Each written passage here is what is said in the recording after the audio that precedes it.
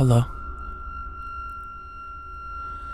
This is BF Binx, and I'm gonna be reading Something Bad Happened While I Was Camping by Kohaku's Mom. I went camping 6 years ago with a now ex-boyfriend of mine. The campsite we picked was beautiful. We were able to drive in through some rough trails and sightsee for a little bit. The spot we picked was next to some hiking trails that weren't very far from some natural hot springs and a huge waterfall. We were in the middle of nowhere. Absolutely no one was around. We set up camp next to the car, went hiking, soaked in the hot springs, and then came back to have dinner. It was a very normal camping trip, until we woke up that next day. I need to give some context as to how we slept that night so you can understand my confusion. Before we went to sleep, I put our food cooler and a stereo we brought in the car and locked it.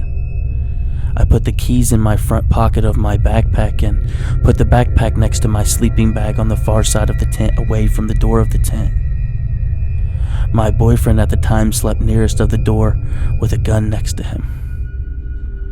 We woke up the next morning and I felt fine. I had slept hard, and from inside the tent everything seemed normal. When we got out, our campsite was in absolute chaos.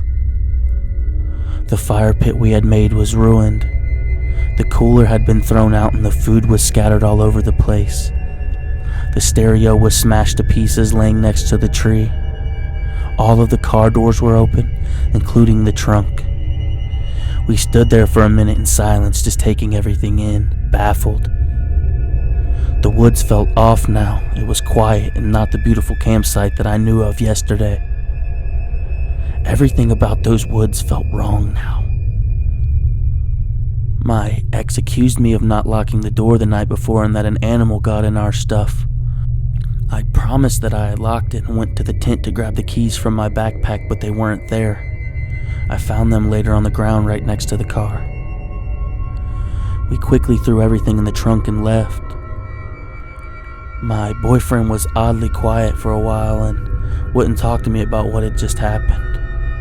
He finally spoke up when we were almost home and told me that he had a dream the night before about something kneeling over him in the tent, holding his gun to his head and just staring at him.